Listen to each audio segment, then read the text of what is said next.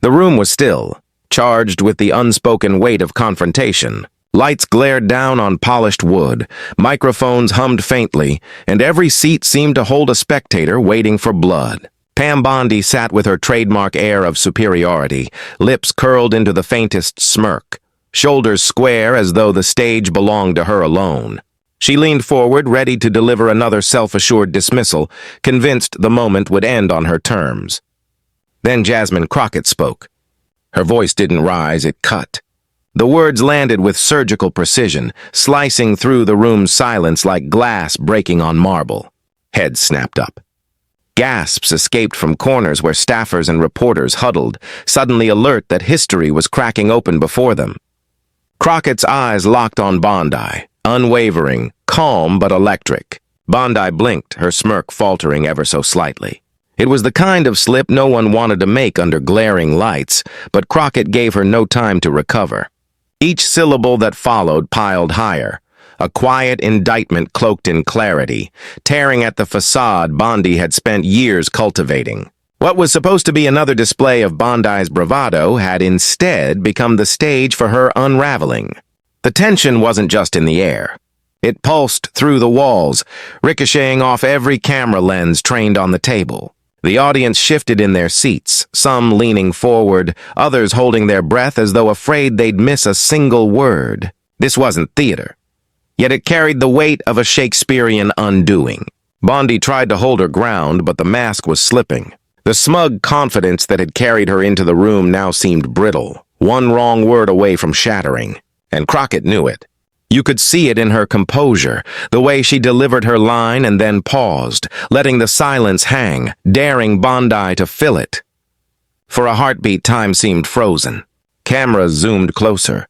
Journalists scrambled to jot down notes they already knew would be tomorrow's headlines. Then, like a match striking dry kindling, the crowd stirred again. Whispers, gasps, a ripple of disbelief. Crockett's opening shot had landed, and everyone knew the battle had just begun. But what Crockett said next made Pam Bondi wish she had never stepped into that room. To understand why the exchange hit like a lightning bolt, you have to step back and see the stakes stacked behind that hearing room's polished veneer. This wasn't just another committee session. It was a showdown that symbolized something deeper, something that had been brewing for years. The struggle between old power and new voices. Between arrogance wielded like a shield and truth wielded like a blade. Pam Bondi represented the establishment, a woman who had built her reputation on charm and sharp elbows, who had walked confidently through the corridors of influence, certain that her title and tenure would insulate her from real challenge. She knew the rhythms of these rooms, speak with authority, interrupt when necessary, and dismiss opponents with a knowing smile. In her mind, this was her arena, and she was untouchable. But Jasmine Crockett wasn't there to play the part of silent foil. She embodied something entirely different. The energy of a generation fed up with being condescended to, the courage of communities long dismissed, and the resilience of those who had climbed without shortcuts. Crockett stood for a politics of visibility, where people who looked like her, sounded like her, and lived like her constituents demanded to be heard. The stakes weren't only Crockett's dignity.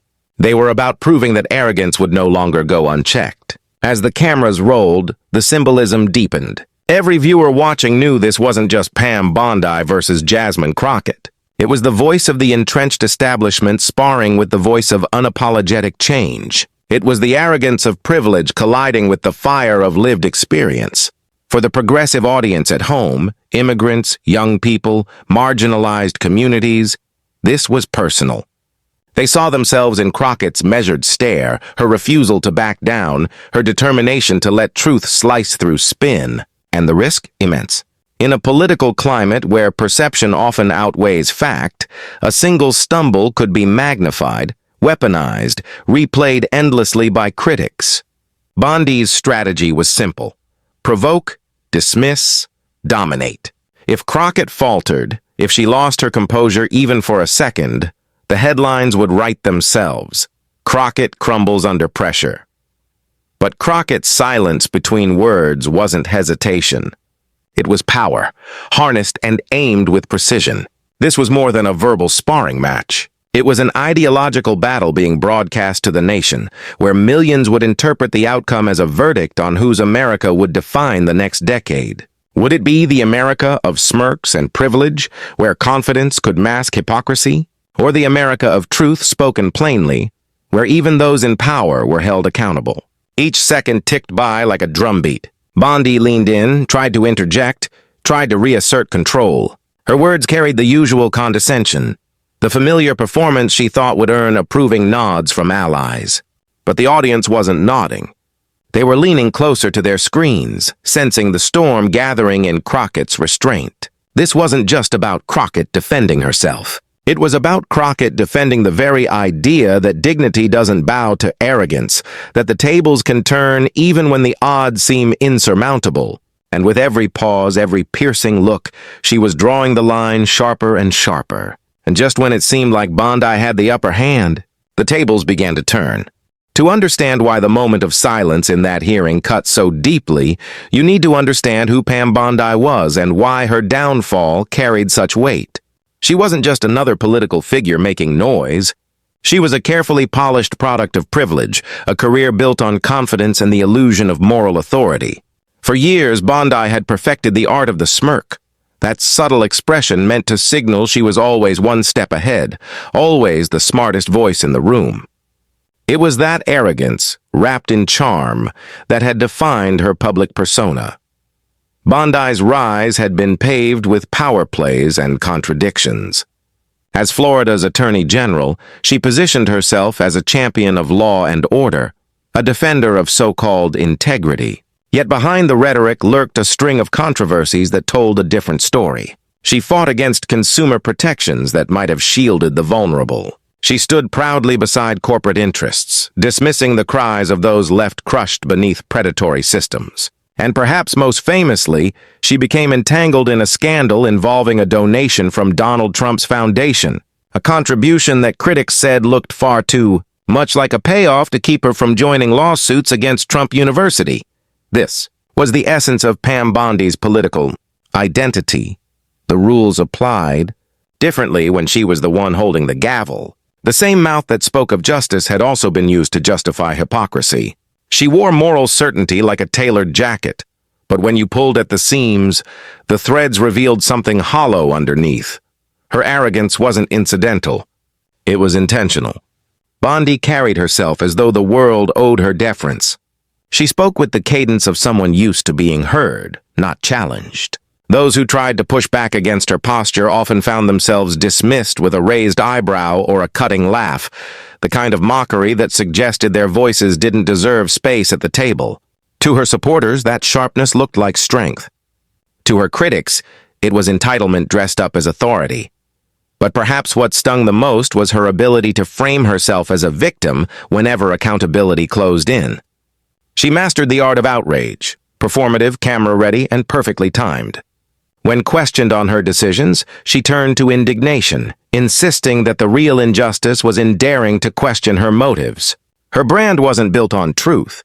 It was built on theatrics, on a cultivated image of being the wronged insider fending off the unworthy outsiders. For years, it worked.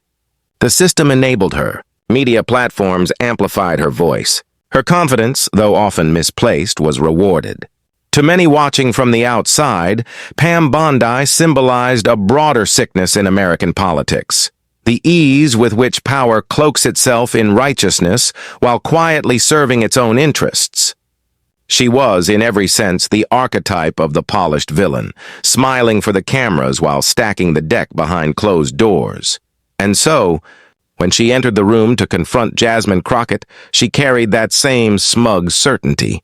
She assumed this would be another easy performance, another opportunity to wield her practiced condescension. In her mind, Crockett would be just another name to dismiss, another voice to trample beneath the weight of her reputation. Bondi leaned on her years of experience, her media training, her perfected expressions.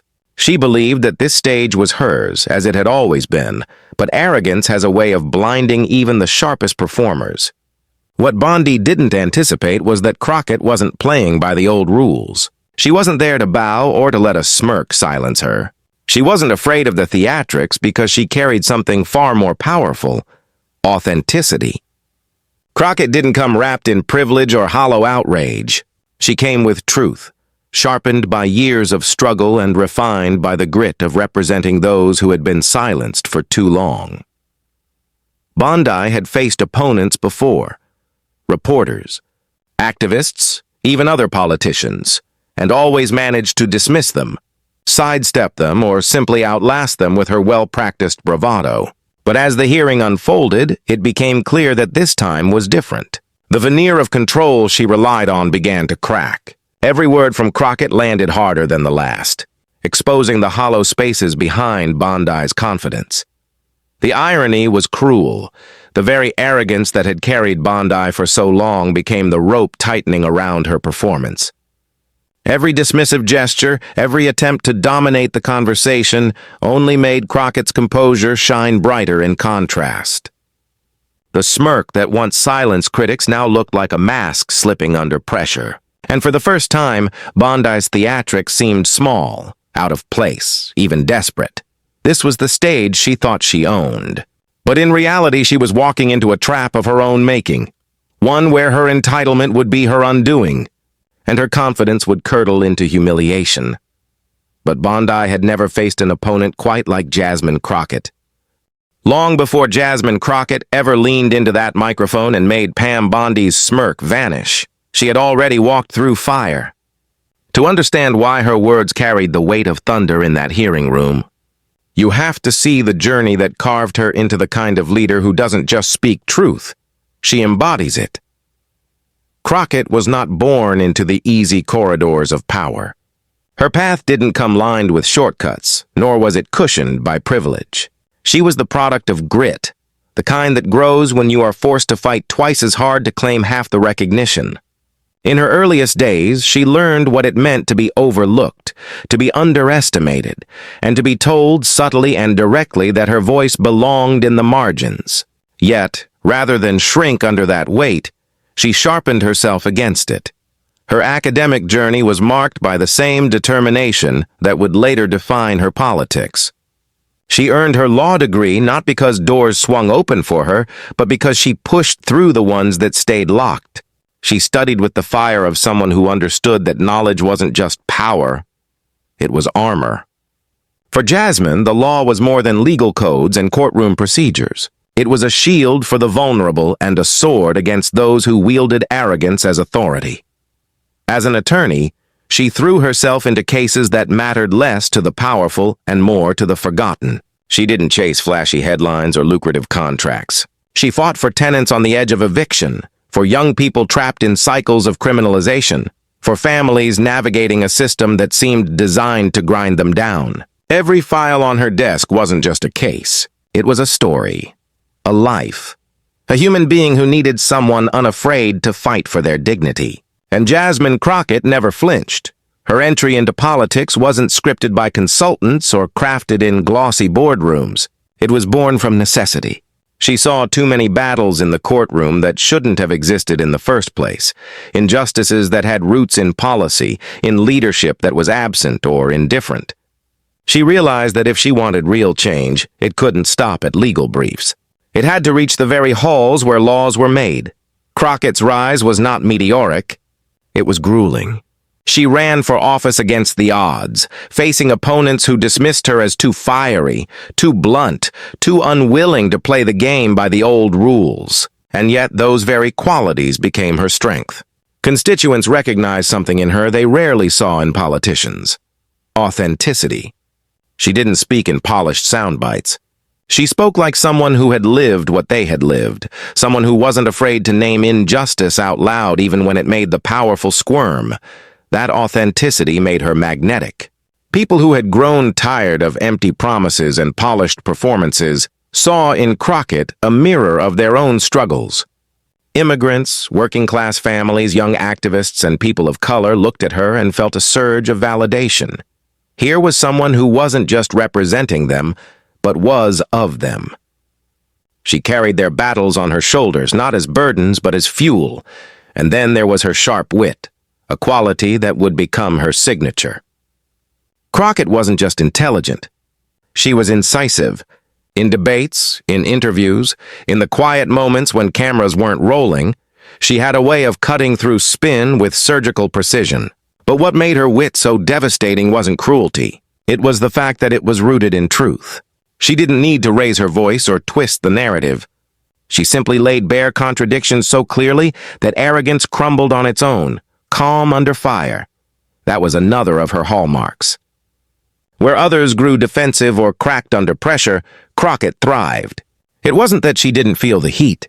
It was that she had already weathered storms fiercer than the glare of cameras or the taunts of rivals. Her composure wasn't performance. It was survival, refined into resilience. And so, by the time she sat across from Pam Bondi, Jasmine Crockett was more than a politician. She was the culmination of every struggle she had endured and every community she had lifted. She was a truth-teller forged in the fires of injustice, a fighter who carried the dignity of those too often dismissed. She didn't come to that room to play a part. She came to remind everyone watching that authenticity cannot be silenced, no matter how loudly arrogance tries to shout it down. For viewers who watched her story unfold that day, it wasn't just Crockett versus Bondi. It was a symbolic clash between two Americas, one built on entitlement and another carved from resilience. Crockett's presence at that table wasn't an accident.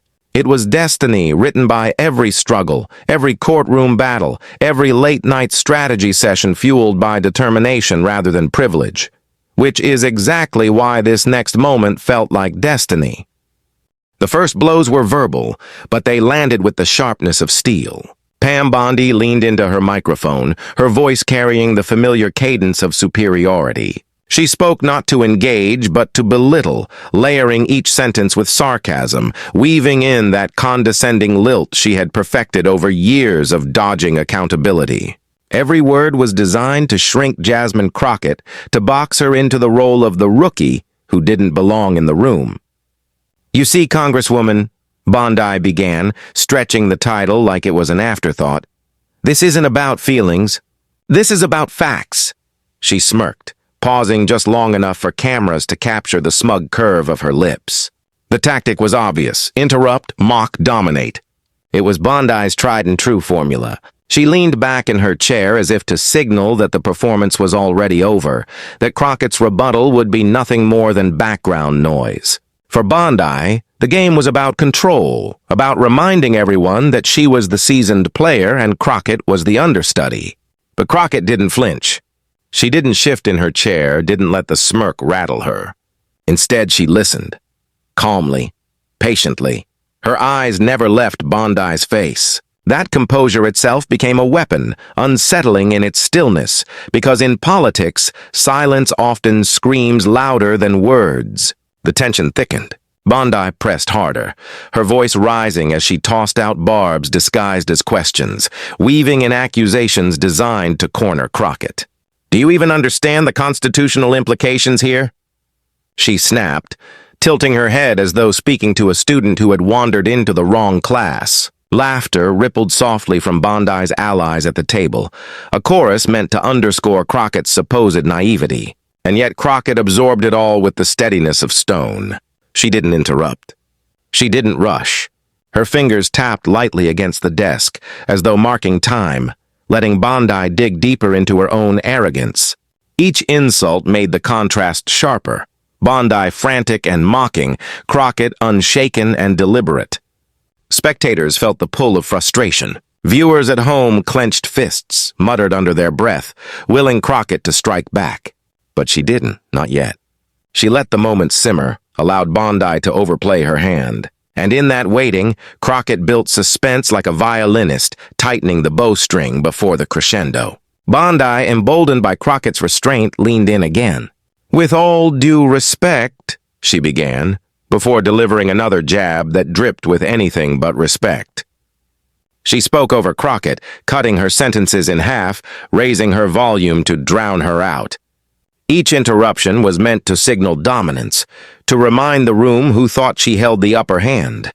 But what Bondi didn't realize was that every overreach was setting the stage for her undoing. The arrogance that had once made her untouchable now made her transparent. Viewers weren't admiring her command. They were recoiling from it. Her smirk no longer looked confident. It looked desperate. And Crockett? She was waiting. She let the interruptions pile up, let the mocking laughter echo, let Bondi's voice rise and rise until it bordered on shrill. And then, with the calm of someone who had already calculated the outcome, Crockett leaned slightly forward. Her posture shifted, almost imperceptibly, but enough for the room to sense the pivot. The murmurs quieted. Even Bondi seemed to hesitate for half a second, sensing the energy shift but too committed to her act to stop. Crockett cleared her throat softly, her eyes narrowing just enough to signal that the patience was about to end. The tension in the chamber was unbearable now. Every spectator, every staffer, every viewer at home felt the air tighten, as though something monumental was about to happen. Bondi rattled on, oblivious, her arrogance blinding her to the trap she had walked into. Then, Crockett leaned in with a 5-minute takedown that no one saw coming. The silence before Jasmine Crockett spoke was thick enough to feel. Pam Bondi's voice had just trailed off into the kind of smug chuckle that was meant to declare victory before the final bell. Cameras panned to catch Crockett's reaction, expecting hesitation, maybe even a stumble. But Crockett didn't falter. She straightened her papers slowly, the faintest flicker of a smile tugging at her lips. The kind of smile that said, "I've been waiting for this exact moment." Her voice, when it came, was measured, calm, controlled, but beneath the even tone was a blade. "Ms. Bondi," she began, her eyes locking on her opponent, "you've spoken at length about respect." About facts. About integrity. She paused, letting the words hang, daring Bondi to lean into her smirk. "So let's talk about those things for a moment. Respect, facts, integrity." The repetition wasn't filler. It was a scalpel. Bondi shifted slightly, rolling her shoulders, pretending at ease. Crockett continued. "You claim this is about the Constitution, about the law.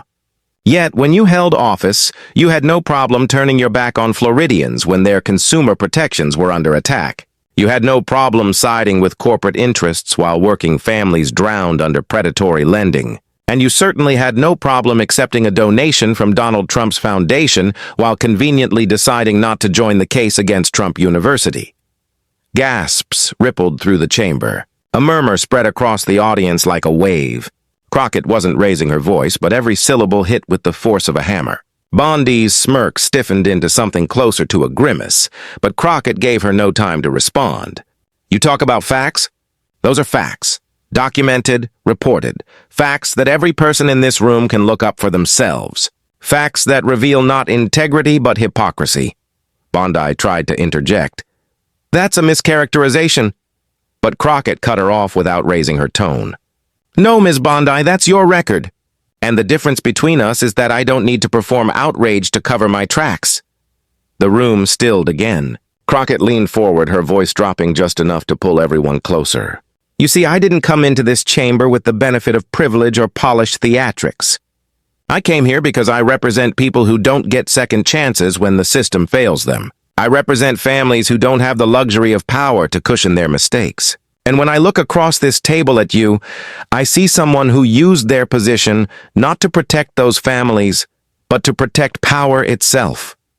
The words sliced deeper with every sentence. Bondi's face flushed, her once effortless confidence now cracking under the weight of Crockett's precision. Cameras zoomed in, catching every twitch, every falter. Crockett didn't stop there. She pivoted, sharpening her line of attack with questions, not rhetorical flourishes, but barbed traps. "Tell me, Ms. Bondi, when you accepted that donation from Trump's foundation, did you think no one would notice? Did you believe that ordinary Americans wouldn't connect the dots? Or did you just assume that the rules never applied to you in the first place?" Bondi opened her mouth, but no sound came. The pause was more damning than any answer. The audience reacted audibly, a mix of gasps and low chuckles, the kind of reaction that told you the tide had turned. "And when Floridians begged for relief from predatory lending practices," Crockett pressed on, "you sided with the corporations instead of the people. Was that integrity, Ms. Bondi? Or was it convenience?" Bondi fumbled, papers rustling in her hands as she scrambled for footing. But Crockett wasn't done. She reached for her own stack of documents, lifting them lightly before setting them back down with deliberate care. "I came prepared. Ms. Bondi, receipts matter." She read aloud snippets from reports, statements, records of decisions that painted Bondi not as the champion she pretended to be, but as the embodiment of self-serving politics. Each citation was another nail in the coffin of Bondi's credibility. The more Crockett spoke, the smaller Bondi seemed. Her attempts to interrupt faltered into half-hearted objections. Her smirk had vanished entirely, replaced with the tight-lipped expression of someone cornered with nowhere left to run. And then came the punchline. Crockett leaned back slightly, her voice steady but with an edge sharp enough to cut glass. "So when you sit here and lecture me about facts, about the Constitution, about integrity, forgive me if I don't take lessons from someone whose career has been built on bending those very things. Forgive me if I choose not to bow to arrogance dressed as authority." The room erupted, not with noise but with silence, a stunned, heavy silence that carried more power than applause ever could. Every eye locked on Crockett. Every camera drank in Bondi's unraveling. For a full 5 minutes, Crockett had dismantled her opponent piece by piece, calmly, methodically, until there was nothing left of Bondi's armor but fragments. It wasn't just a takedown. It was an unmasking. And the image of Bondi, once the polished enforcer of establishment power, now reduced to shifting in her seat, stripped of her smug veneer, was seared into the minds of everyone watching. The silence broke with whispers, then murmurs, then a rustle of disbelief that swept through the chamber.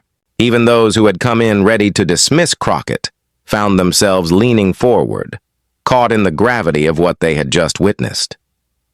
Crockett gathered her papers again, calm as ever, her point made. She didn't need to gloat. She didn't need to raise her voice. The devastation she left in her wake spoke louder than any victory lap. Pam Bondi sat frozen, her eyes darting, her confidence shattered. She had been silenced not by theatrics, but by the one force arrogance can never withstand, truth delivered without fear. The room erupted, but the aftermath outside those walls was even bigger. The clip hit the internet before the committee hearing had even adjourned. Within minutes, timelines lit up like fireworks, hashtags igniting across platforms. Farbos, Crockett, V's, Bondi. Mic drop moment.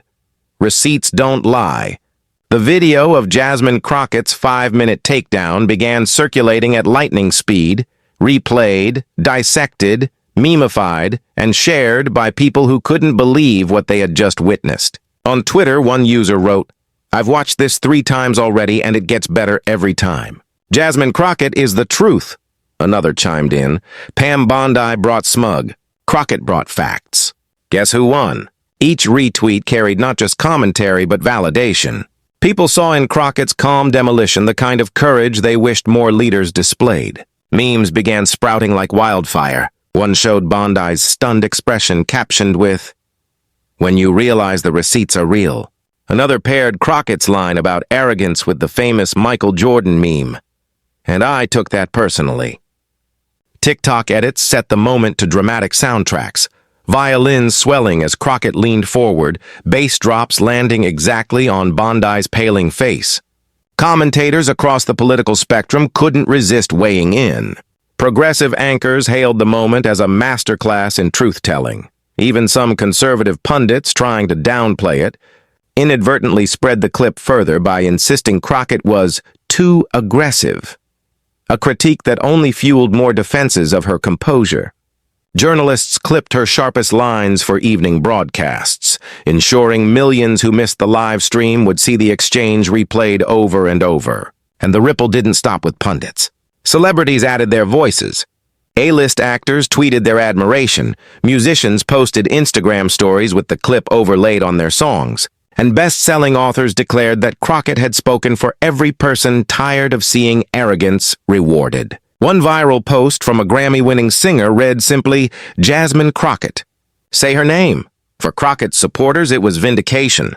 Too often, they felt that truth and justice were drowned out by louder, wealthier, more powerful voices. Watching her dismantle Bondi's performance with precision and calm felt like a collective win.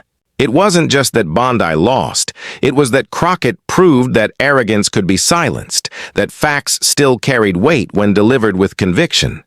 Bondi, meanwhile, became the internet's punching bag. Clips of her fumbling for words looped endlessly, set to laugh tracks and dramatic zooms. Hashtags mocking her trended alongside Crockett's name. Even her allies were slow to defend her, wary of being dragged into the viral storm. Every attempt she made to reclaim the narrative only fueled the fire, as people quote-tweeted her statements with side-by-side footage of her silenced smirk. Beyond the laughter, though, there was something deeper happening. Crockett's supporters weren't just entertained, they were energized. Activists shared the clip at rallies, organizers sent it through group chats as proof that persistence pays off, and young viewers in particular latched onto her example of unflinching composure.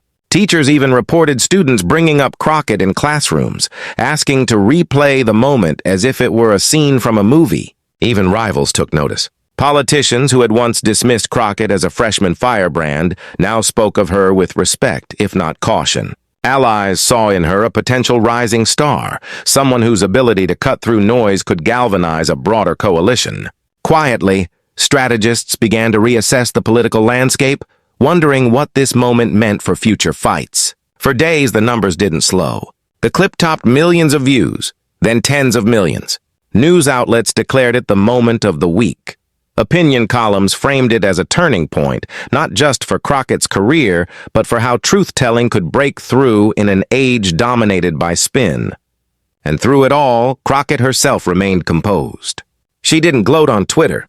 She didn't rush to every camera for an encore. Instead, she let the moment speak for itself, reinforcing the very calm power that had carried her through the exchange in the first place.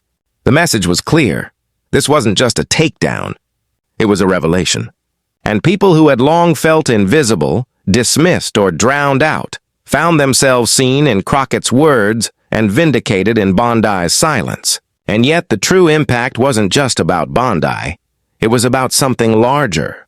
In the days that followed, as the dust settled and the noise of social media began to ebb into a steady hum, something deeper lingered. People weren't just replaying a takedown for entertainment. They were reflecting on what it meant. Jasmine Crockett's words had struck chords that went far beyond Pam Bondi, or even the four walls of that hearing room.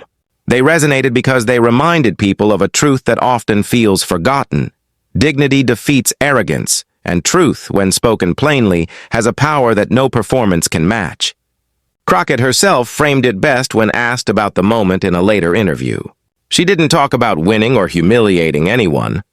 Instead, she said, "I wasn't there to outshine anyone. I was there to remind people that facts matter, that our stories matter, and that no one, no matter how powerful, has the right to belittle them." It was a simple statement, but its weight was undeniable. That clarity is what made the exchange historic, because arrogance thrives on noise. It thrives on intimidation, on bluster, on the assumption that silence equals surrender. But Crockett showed that composure is not weakness, it's strength. She reminded millions that listening, standing firm, and waiting for the right moment can dismantle even the most carefully rehearsed facade. For many viewers, it wasn't just about politics. It was about identity. Children of immigrants watched and saw their parents' struggles reflected in Crockett's insistence on dignity. Women watched and saw themselves in her refusal to be talked over, her unwillingness to shrink beneath condescension. Ordinary people who had ever been dismissed, ignored, or mocked by someone with more power found validation in her calm fire. It was, in many ways, the most American of moments. Not because it unfolded in a committee chamber, but because it embodied the ideals America promises, that truth should triumph over lies, that every voice has worth, that justice is not reserved for the privileged. Crockett's presence at that table, and the precision with which she defended her ground, felt like an echo of every fight for equality, every demand for recognition, every insistence that democracy belongs to the people, not just the powerful. The moral wasn't subtle, and it didn't need to be. Crockett had shown that it is possible to stare down arrogance without becoming arrogant yourself, to fight without losing composure, to expose hypocrisy without sacrificing dignity. That balance is what inspired so many, what turned a 5-minute exchange into a parable for this political moment. And beyond the headlines and trending hashtags, that was the real legacy of the clash. It wasn't about humiliating Pam Bondi, it was about reminding millions that arrogance, no matter how loud, cannot erase truth. That dignity, no matter how underestimated, has the final word. As Americans watched, they weren't just cheering for Crockett. They were cheering for themselves, for the part of them that longs to stand tall, to speak with clarity, to refuse to be silenced. They saw in her not just a politician, but a mirror of their own resilience. And it left millions asking themselves one question: what side of history will I stand on? When the echoes of that 5-minute takedown finally faded, what remained was more than a viral moment. It was a reminder of what courage looks like in real time. Jasmine Crockett stood her ground with clarity, composure, and unshakable truth, and in doing so, she showed millions that arrogance can be silenced and dignity can prevail. That wasn't just a win for her. It was a win for everyone who has ever been told to sit down, stay quiet, or know their place. Because here's the truth: this story isn't finished. Every share, every replay, every conversation sparked by Crockett's words extends the life of this moment, transforming it from a clash inside a committee room into a movement outside of it. And that's where you come in. If you felt the power of Crockett's words, if you saw yourself reflected in her strength, if you believe more people need to see that arrogance doesn't get the last word, then don't let this stop here. Hit subscribe. Share this video with your friends, your family, your community. Be part of the collective voice that refuses to be silenced, that insists truth and dignity matter. Together we can amplify moments like this until they're impossible to ignore. Together, we can remind those in power that real strength doesn't come from volume or titles, but from integrity and courage. This was Jasmine Crockett's mic drop, but it's also your call to action. The question isn't whether history will remember this moment. It's whether you'll be part of the movement that carries it forward. So, what side of history will you stand on?